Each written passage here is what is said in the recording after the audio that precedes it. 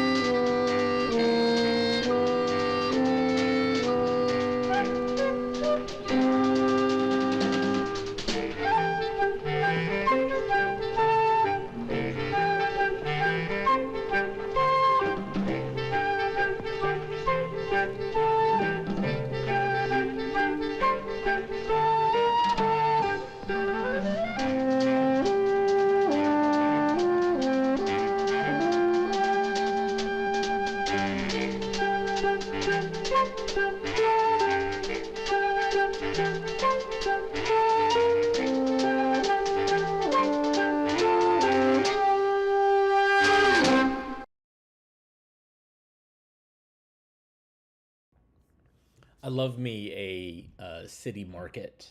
Um, Raleigh had one in the 50s and 60s because I have footage of it, but they got rid of it. And now there's a couple of good restaurants there, but it's not really what it used to be. One of my favorite ones is Terminal Market in Philadelphia. Lots of vendors, lots of good food, there's like Amish vendors there with like delicious cheese and produce. There's fish. There's, of course, then all these wonderful places to get lunch or dinner or breakfast. Big fan of that. All right, let's go to Hawaii. Enjoy.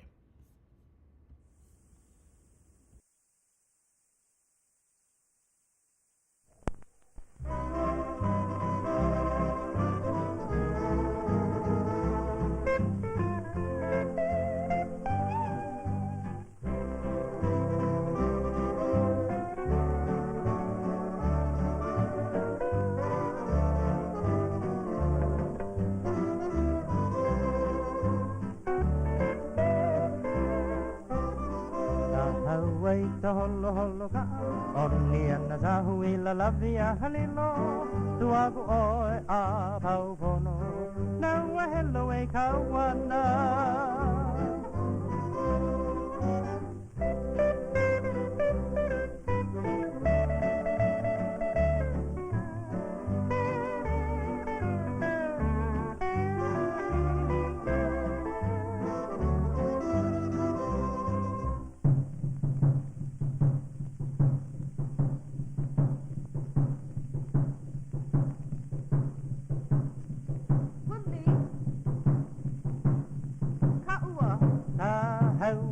Holo Holo Kaa, onni ana sahui la lavia halilo, tuaku oe a paupono, naua hello e tauana.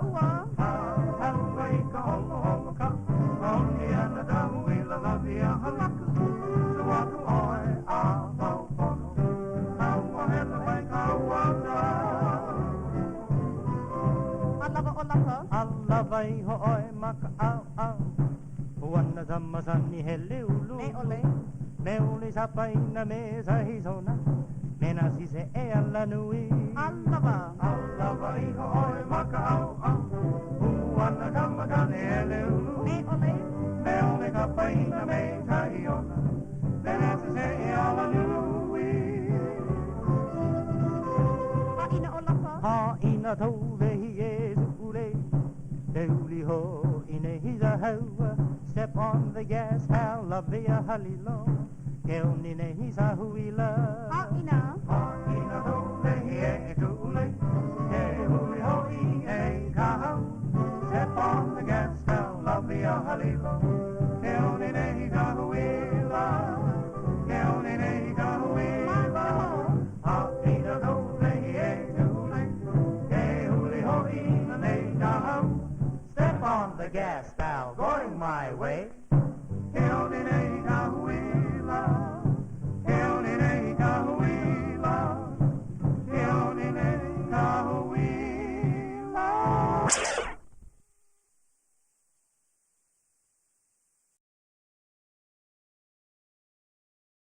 What happened?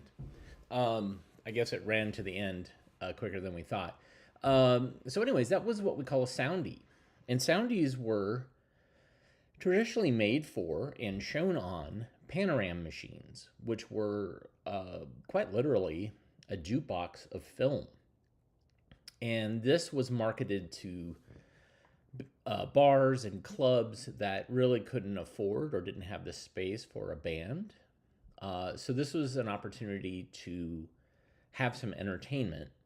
And so what you could do is you'd put like a nickel in and it would play a film. Now, it wasn't sophisticated enough to play a film that you could choose, but it had kind of a continuous roll of films on a loop. So I think there was, I don't know, like 5, 10 per loop, maybe more. And you put your nickel in and then it would play this like proto music video. And there's lots of them out there. They were later released for home markets through Official Films or through Castle Films. But a variety of different performers. There was another company called Snyder Telescriptions that would do the same thing. And basically what they would do is they would pay a musician that was traveling through some town in Texas, maybe? I can't remember. I want to say Texas, but they would pay them like $50 or $20 and say like, hey, can you record a song with us? And they'd perform a song and maybe just play along to their record. And then they get paid. And then this would be this little performance that they did. So that technology got a little bit better. In the 60s, there were these things called scopatones, and those were in color. And those actually were set up in a way that you could choose which film you wanted to watch, and there was maybe 10 of those. And basically, I've seen one of them working with new or contemporary music at Third Man Records in Nashville. Jack White actually commissioned to have his music, some of his White Stripes and his solo projects put on this scopatone. And so it's kind of interesting. All right, this next film is a look at, and I don't know if this is, I think this is Soviet Union, but I'm not sure where. But this is about this train that operates in that area. Enjoy.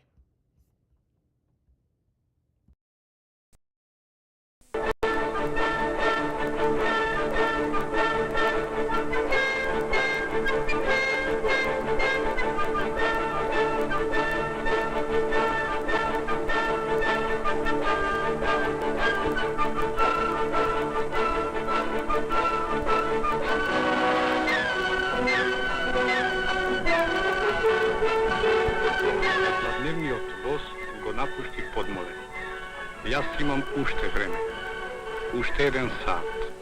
Za тоа време може да се фатат 3 пастанки. Јанка ќе биде задоволен. The man in the uniform, the man who is speaking, is Petr Mihalovsky. He just said, "The 3 o'clock train is leaving Podmorny. I still have an hour. 1 hour. That's about 3 more trout. Yanka will be happy." Yanka is his mother. She'll be happy about the trout in his sack. Petr works for the railroad, which explains his uniform. The uniform is more impressive than the train. But impressive or not, for the local people, it's the only train. They would have to see others to judge this one, and around here they never have known any others. Petr Mihalovsky is going to make the evening run on the Ohrid Express. He has time and doesn't like to hurry. Petr knows how to live. He takes it easy, and when from his train he sees this tiny corner of Yugoslavia, he feels very happy. Petr looks and listens. The play of sunlight, the clattering of the carts, the russets and greens following the train all year long. These are the things that make Petra's day.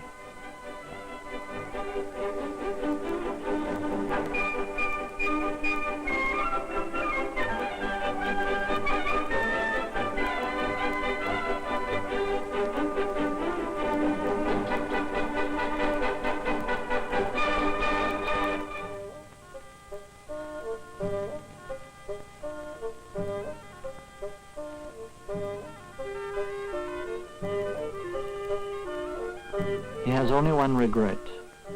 He would like to be a fisherman and spend the whole day on the water.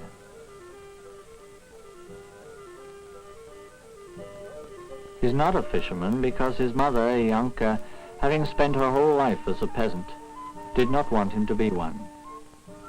Petra, her oldest son, would be an administrator, and so he is. Petra doesn't complain. He envies his brother Marco, who is a fisherman, but their mother no longer bears a peasant's burden.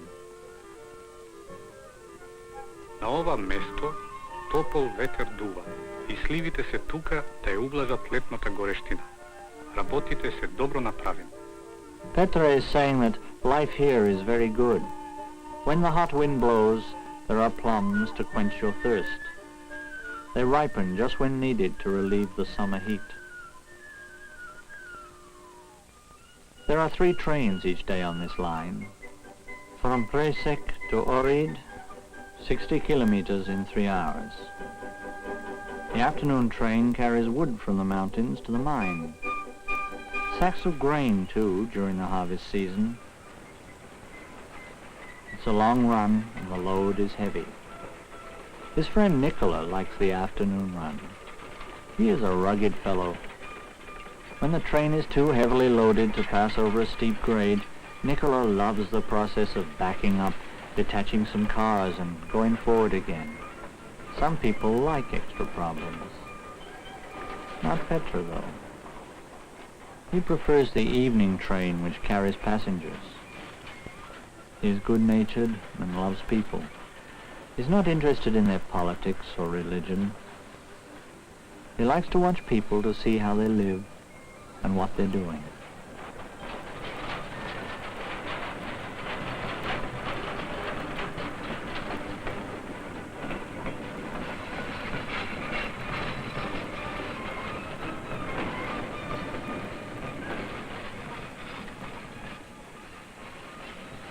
He knows that Savka Doniver is going to show off her newborn baby to her parents, now living in Galiknik.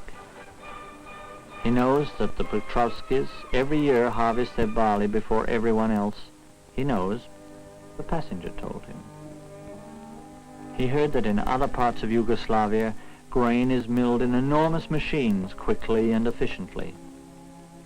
Petra thinks about this every time he sees the animals moving round and round. He knows that progress has come to other places more quickly than here. He doesn't like to think about this. In other places, there is greater need. They get along all right here.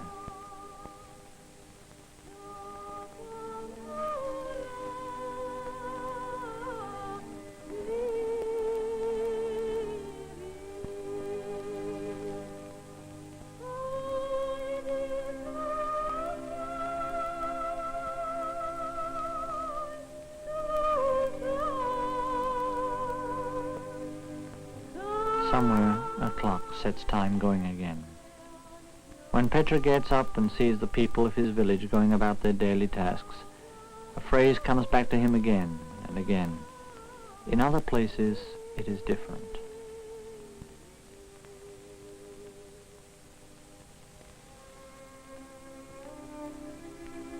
Is it bad that women go about their daily chores?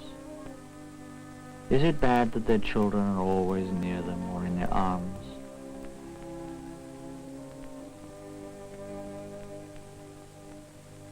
Is it bad that men make a living by fishing on the lake instead of working at machines? Machines do things more quickly, but why go more quickly? Is time in a hurry? And what are we to do with the extra time machines make for us? It's for this reason he would like to have been a fisherman. Time passes all by itself when you're fishing. There's no need to get impatient. That's what he loves about fishing. Time passes without the help of machines. What machine could dry tobacco better than the sun? What machine could take care of the laundry better than the water of the lake?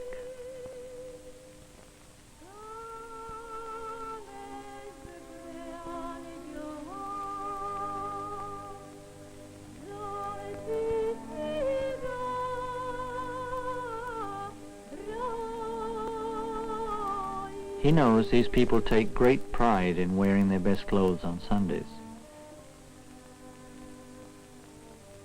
He knows the women take great pride in the shirts they make for their husbands and children.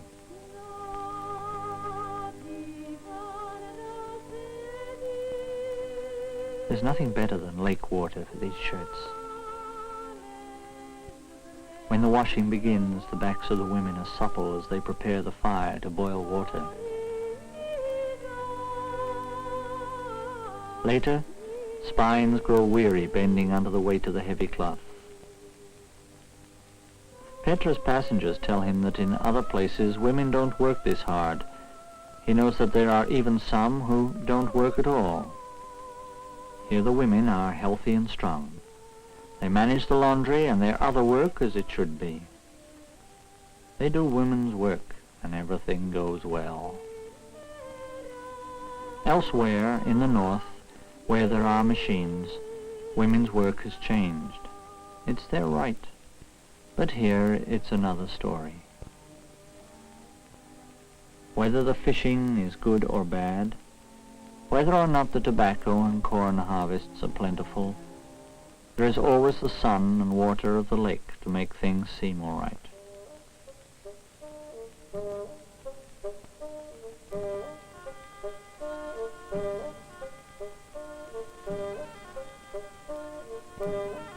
Останалото не ме засега.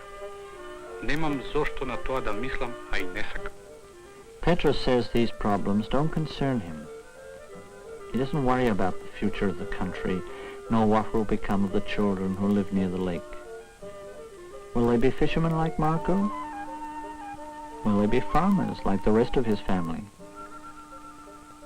These are the things which Petra doesn't like to think about. Things will continue as they are, and when they change, it will be tomorrow, or even after tomorrow, but never the same day, or so it seems.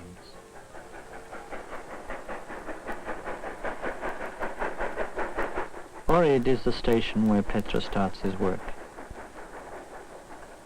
He hears the train coming into the station and knows he can't linger any more.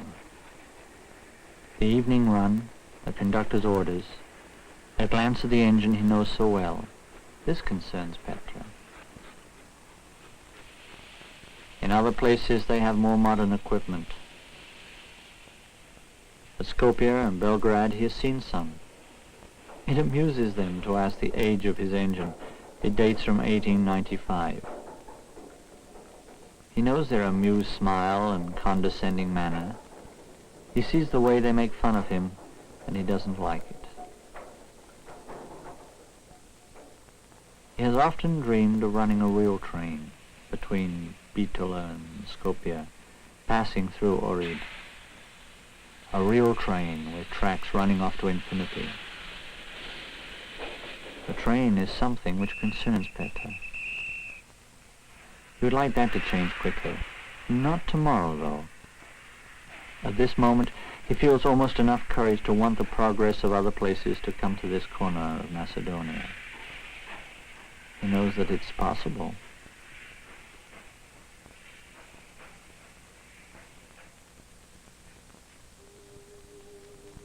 Once again, he sees passing before his eyes the lives of men and women from his home. And now he no longer envies even his brother Marco pulling in his nets on the lake. Now everything becomes calm and simple for Petra. Things will continue as they are, and if they change, it will be tomorrow.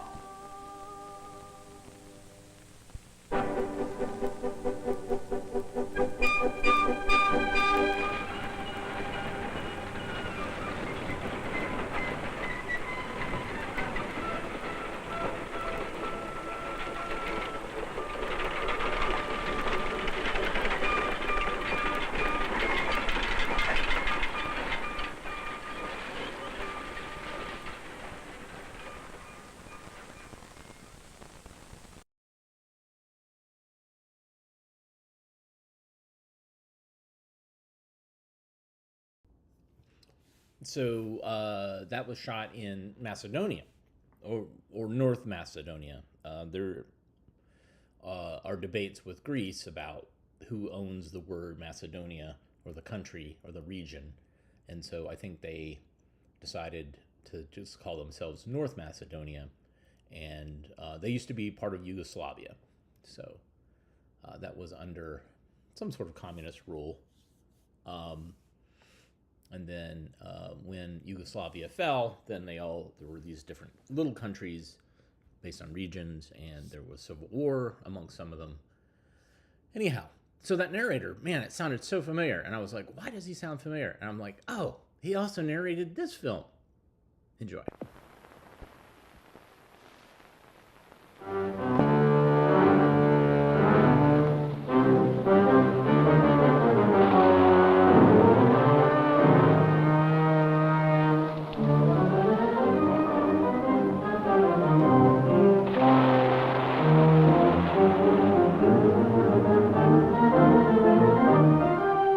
My story concerns a strange event that took place. But whenever the townspeople gathered together, rumors were exchanged, rumors that other numbers lived in the dark woods beyond the mountains.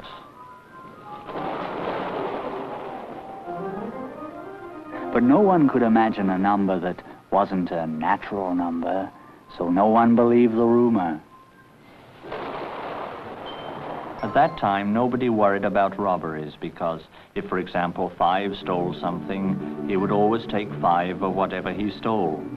There was no special reason. That was just how he did things. And 7 would steal 7 things, and 10 would steal 10 things, no more, no fewer. And because of this, the thief could be easily identified. So there weren't any robberies, and no one bothered to lock things up.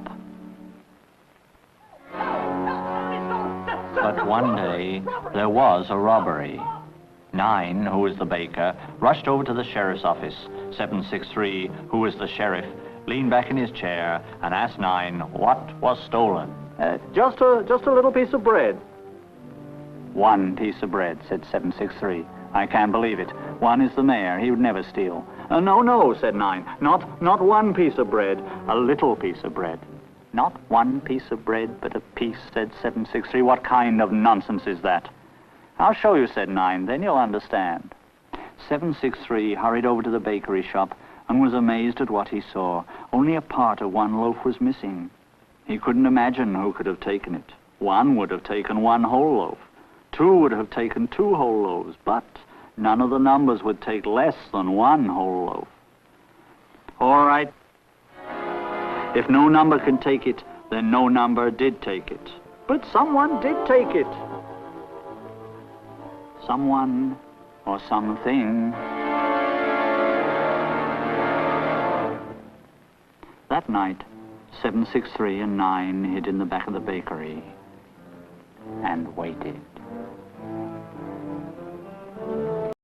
Suddenly, a little creature in a black cloak crept in through the door and scurried over to one of the cakes.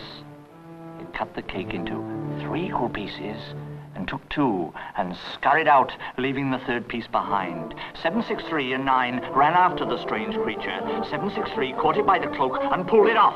763 and 9 Stepped back in horror when they saw what was beneath the cloak. It looked like a miniature 2 on top and a miniature 3 on the bottom. It's horrible! Shrieked 9. Then before they knew what happened, the creature ran off. After it! After a long and hopeless chase, they thought they saw the creature run into an old barn on the edge of town. But neither of them wanted to go inside while it was dark. So they decided to wait until morning.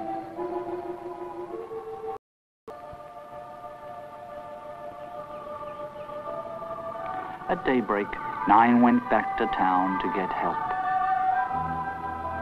By that afternoon, a large crowd had gathered in front of the barn, and suddenly the barn door began to open, and a strange creature emerged. But it wasn't the same one that 9 and 763 had seen the night before. It looked like a miniature 4 on top and a miniature 6 on the bottom. I'm sorry if I disturbed anything, it said. I live in the dark woods beyond the mountains. I wanted to see what was on this side of the range. What about that other thing? Asked 9. What thing? Asked the strange creature. It had a 2 on top and a 3 on the bottom, and it stole my bread and cake. Oh, that's 2/3. I didn't know he was here too. He's a real scoundrel. Are there many others like you in the woods? Yes, of course there are. What do they look like? Well, said the creature, there's 1/2. He has, as you say, a 1 on top and a 2 on the bottom. And 5/4 has a 5 on top and a 4 on the bottom, and I'm called 4/6. Is there? Asked 5. A creature in the woods with a 5 on top and a 5 on the bottom too? No, not in the woods, said 4/6. He's right here. Where? Right there. But that's 1, our mayor. Oh yes, he could also be called 5/5, said 4/6. If 9 would bring some cakes from the bakery, I'll explain how. Now, this cake is for me. So I would cut it into 6 equal pieces and eat 4 of them. If you gave the cake to that scoundrel 2/3, he'd cut it into 3 equal pieces and eat 2 of them. And 1/2 would cut it into 2 equal pieces and eat 1 of them. 5/4 would need 2 cakes. He'd cut each cake into 4 equal pieces and eat 5 pieces. 4/6 then asked 5 to cut a cake into 5 equal pieces. Then 4/6 said, "Tell me, 1, how many pieces of that cake would you eat?" "Why," said 1, I'd eat the whole cake, of course." "But how many pieces is that?" "Well, it's 5 pieces." "Exactly," said 4/6. "That's 5/5. 5/5 is one of your forms. If you really concentrate, you can change forms so that you'll have a 5 on top and a 5 on the bottom." So 1 concentrated, and he became a 5 on the top and a 5 on the bottom. But his wife, 186, was so upset to see her husband in this state that he changed back immediately. "You see," said 4/6, "you're a rational number, just like me, and like all the numbers who live in the dark woods beyond the mountains." "But what's a rational number?" asked 1. "Well, any number that can change itself so that it has a natural number on top and a natural number on the bottom is a rational number," explained 4/6. "Can I do that too?" asked 5. "Certainly," said 4/6. "All natural numbers are also rational numbers. Pick a bottom number." "I'll choose 3. "All right," said 4/6. "You eat 5 cakes. So we'll let 3 cut each cake into 3 equal parts. Now, how many pieces will you eat?" "Let's see," said 5. "I'll eat 3, 6, 9, 12, 15. 15 pieces." So, one of your forms is 15/3, said 4/6. "Because when you cut each cake into 3 equal pieces, you eat 15 pieces. And it was true. For with that, 5 changed into 15/3. But 3, his girlfriend, fainted, so he changed right back again.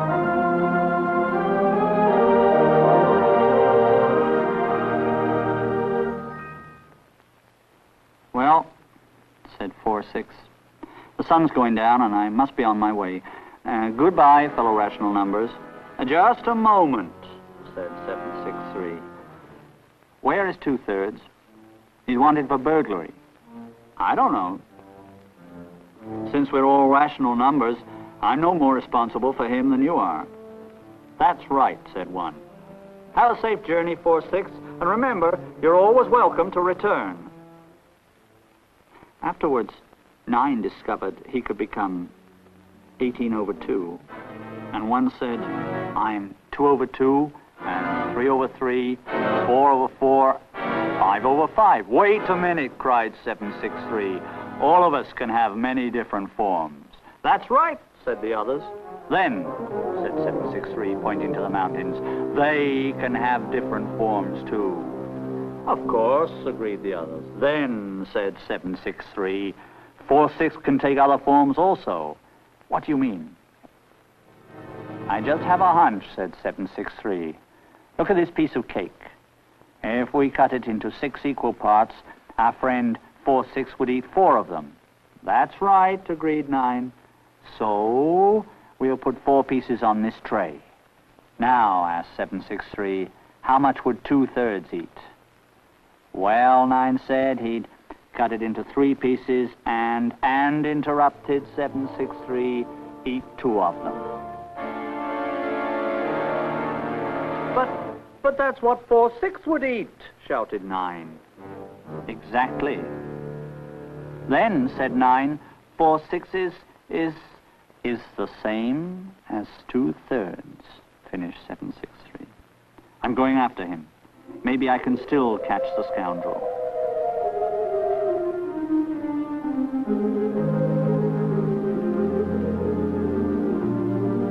Throughout the years, many of the rational numbers from the woods came into the town to join the natural numbers, until the time came when all of them lived there. Even 2/3 came, and 763 continued to chase him.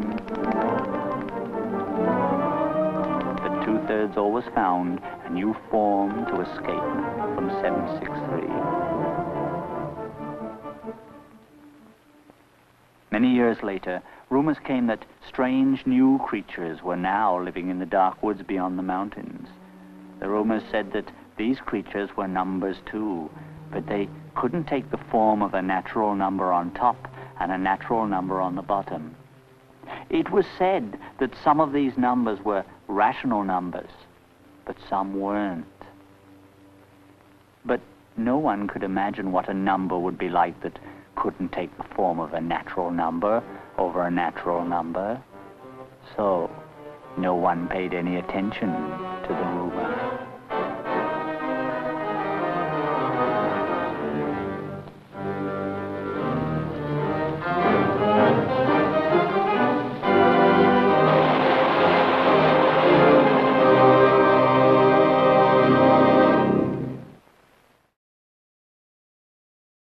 So the narrator's name is Peter Smith. That's why I showed this film, is because he was the same narrator as with the Ohrid Express, which we saw before. Hey, happy birthday, Kevin. Let's all wish Kevin a happy birthday. He is a frequent contributor, supporter. He comments a lot, and so let's wish him a happy birthday. All right. We showed an Air Force Now, I think last week, and it was riddled with popular music. I did not get the stream taken down, but certainly it showed up a bunch the next day in emails from YouTube. So we'll see if this one's any better. Enjoy.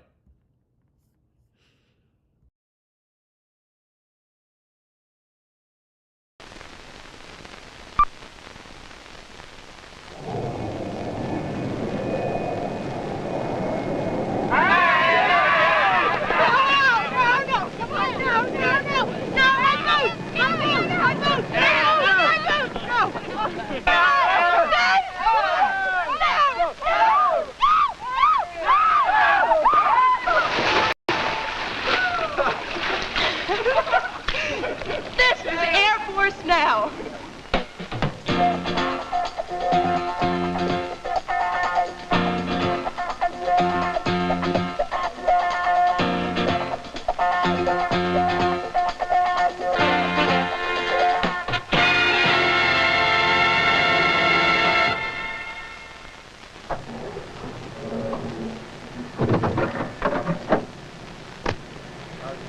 Super. Hi, I'm Captain Kathy Lasauce, and that was me in the pool after my first solo flight in the T-37. I'm now flying the T-38 Talon.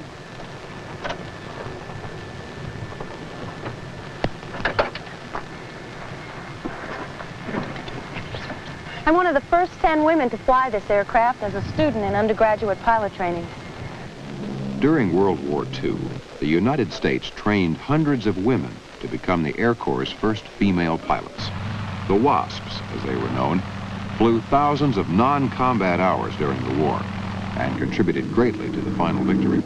Last year, in a test program, the Air Force again opened flying training to women. At Mather Air Force Base, California, 6 women officers are now enrolled as student navigators and are scheduled to graduate in October 1977. And at Williams Air Force Base, Arizona, 20 women were enrolled in 2 undergraduate pilot training classes. The second class has just started the first stage of training in the T-37, while the first class has progressed to the more advanced T-38.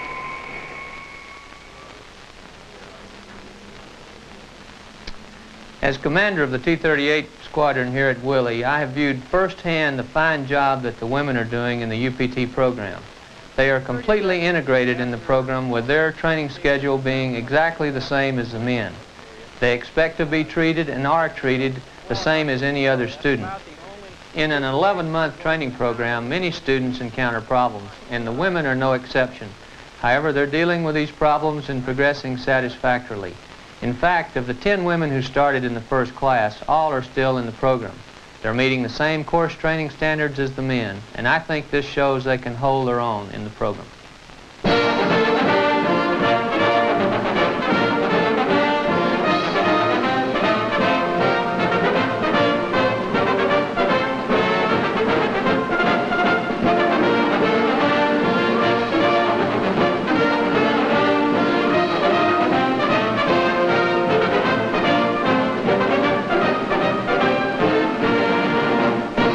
Most of the pressure that I feel and most of the other girls feel is the pressure that we impose upon ourselves to do real well.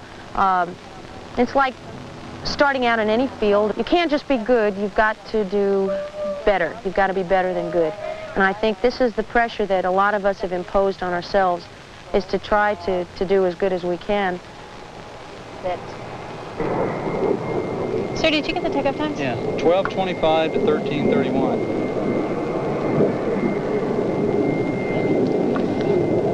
Looks good. I'll catch up with you later. I just came down from Captain Ingalls' contact check flight. Although under the stress of an evaluation, she flew a very good mission. She has a lot of confidence in her abilities and overall made very few mistakes. I've been a check pilot for more than 1 year and consider this one of the best flights I've seen so far.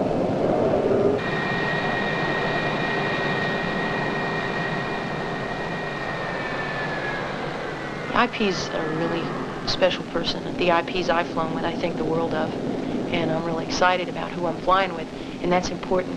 You need to have that rapport. You've got to like the IP. The turn, the chandelle going out of the bottom of the area. Of course, you don't want to do it. Initially, when the women came over to the squadron, there was a lot of anticipation as far as how they were going to do, how things were going to change in the squadron. There's no change at all, really. Nobody really noticed any big problems at all. The women are doing fine. They encounter the same kind of problems that many, if not all, of the males encounter while going through the program. And I, for one, as well as a lot of other IPs, have not had to change their techniques at all or program themselves in any different way just because they're flying with the women. This program teaches you budgeting of time. Like, I know I try to do all my academic homework on the weekends and just try to get the full week's worth of work and problems done on the weekends. You have to study at night, but usually for the next activity, whether it's an instrument ride or a contact mission, you mentally prepare for the flight.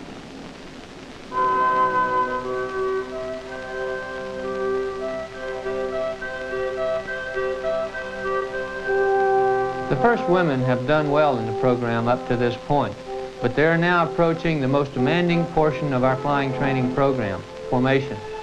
They have only had to deal with the problems associated with their own aircraft. but now they must include in their thought process the problems involved in flying with as many as 3 additional aircraft. Based on their past performance, I think they will also handle this portion of the training well.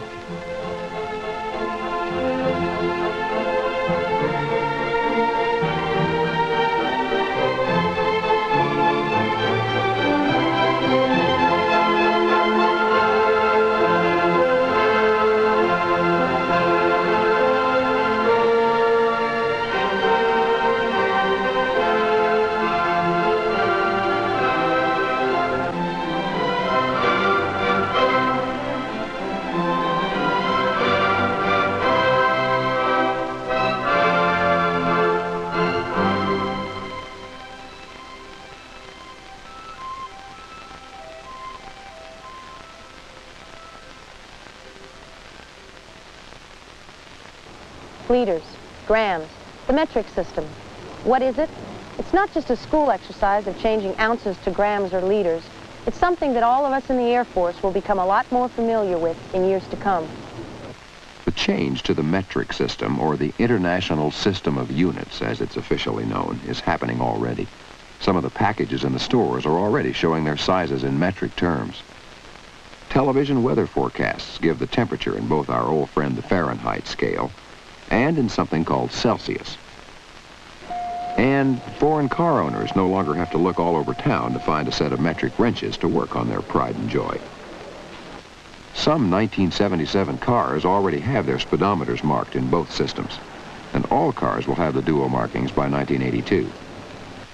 Frankly, part of the reason is that the United States is a minority in a world that uses the metric system.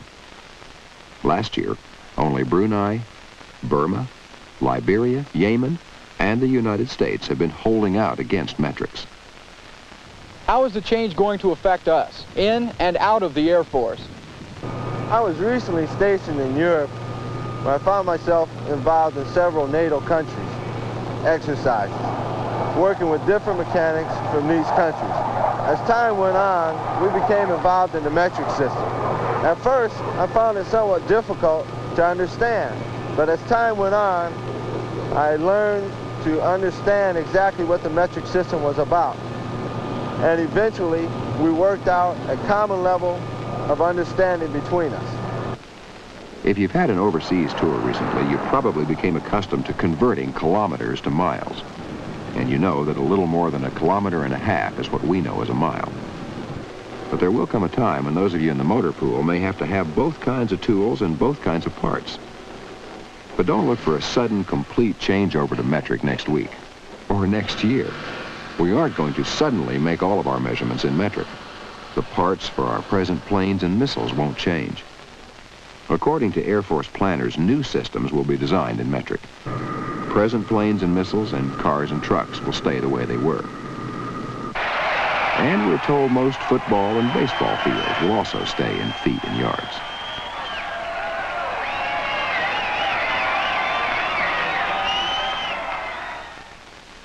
In years to come, we will be joining the rest of the world in a measurement system that is logical, easy, and consistent.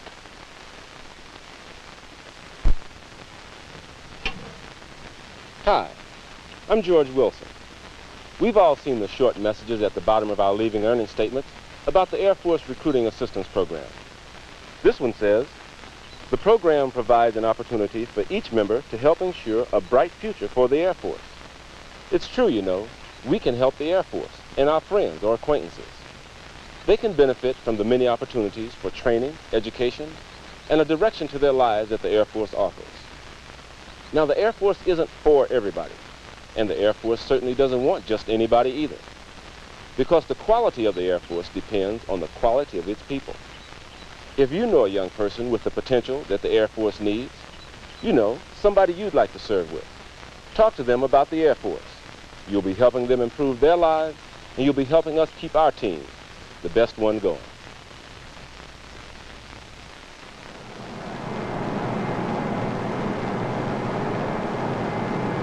This flight simulator is actually a complex computer. Computers play a large part in our flight training, from the basic through the advanced procedures and maneuvers. Each of us, no matter what our Air Force specialty, is directly or indirectly involved with computers every day. They are valuable tools which enable us to perform our jobs faster, easier, and more accurately.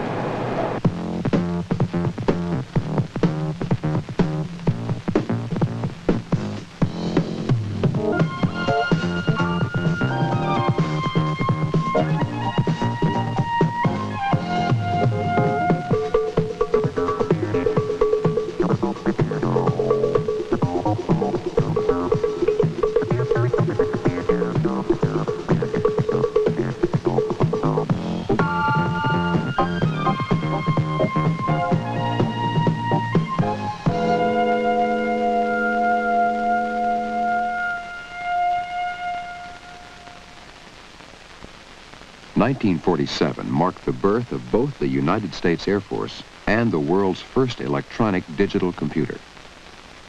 The Air Force use of computers grew as computers did, from the massive, limited-capacity early machines, through the second-generation transistorized computers, to today's integrated circuit computers, which serve as the central nervous system for our modern Air Force. Because computers are so important in the Air Force today, every cadet at the Air Force Academy takes a course in computer science so that he can learn how the computer works and how to effectively use it. Basically, there are three kinds of computers. Large computer systems, or maxi computers, are used in places like the Finance Center or MPC, where we have to process large amounts of information, or in places where we need to support lots of people doing a variety of different jobs. Each year, the centralized military pay facility at the Accounting and Finance Center in Denver pays $6.5 billion to 580,000 active duty personnel, as well as retired and reserve pay. Jumps inquiries, please hold. Jumps inquiries, Sir Nashby. Duluth, Minnesota. The center receives 40,000 telephone requests a month for routine pay information and can furnish the answers immediately in most cases, as the circuits search their electronic memories in thousandths of a second. Okay, base pay is $849.90. VAQ is $198.30. He's drawing pro pay at $150 a month. Our paychecks arrive on time and accurately, thanks to computers and the skilled experts who operate them. Many computers, such as this, are much smaller and cheaper. They are used to support combat operations, whether that be aboard an aircraft or in a combat operations center, such as NORAD. Among the most sophisticated computer systems ever developed is NORAD's Cheyenne Mountain Complex, which must provide ballistic missile and bomber early warning information for the defense of our continent. The satellite surveillance system 23,000 miles in space and radar sensors on the ground constantly feed information to the complex, where computers keep track of all man-made objects in space and potential new threats. The computer's ability to accept, process, and furnish information to NORAD's evaluators help ensure that our defense system has maximum warning of enemy attack.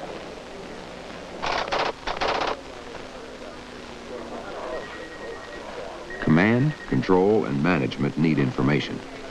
And modern defense can't rely on maps, charts, and pins. Computer-furnished graphs, readouts, and video displays give command access to virtually any aspect of any problem. SAC is the largest user of computers in the Air Force.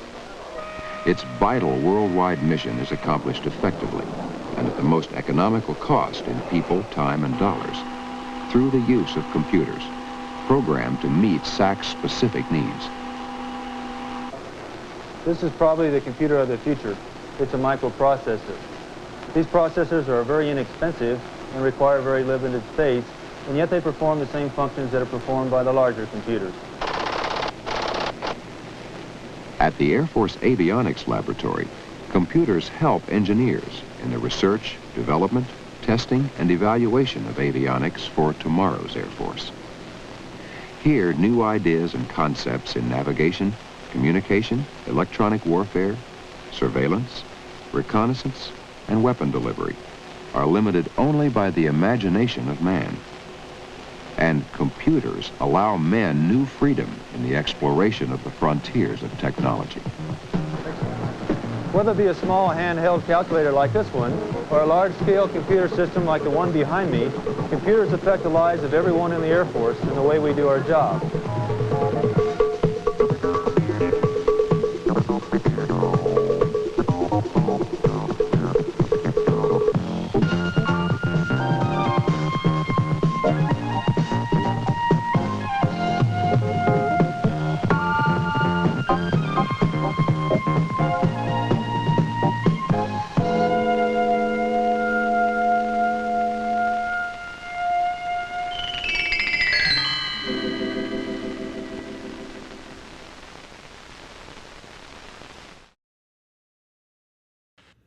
So my guess is this was distributed to TV stations looking for free content, and also probably maybe to schools. But you know, you saw it's like an informational thing that talks about women pilots, the metric system, about strategic air command. So it's like a magazine show, we would call it. And I have a couple of these. So I noticed that one of the scenes was at Wright-Patterson Air Force Base, which was near where I grew up in Ohio. I grew up in Park Lane, Ohio, which was near Fairborn, and Fairborn was where Wright-Patterson Air Force Base was.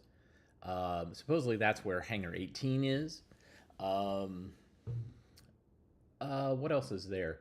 Oh yeah, for a long time, since the 70s, it was a place that Library of Congress's nitrate film collection was stored in the munition bunkers because they had experienced a pretty horrible fire at one point, and so it was all stored at these munition bunkers. So if they blew up, then they wouldn't, you know, it would just take out one of the bunkers. That all those films then eventually migrated to the Library of Congress facility, which is in Culpeper, Virginia, in Mount Pony.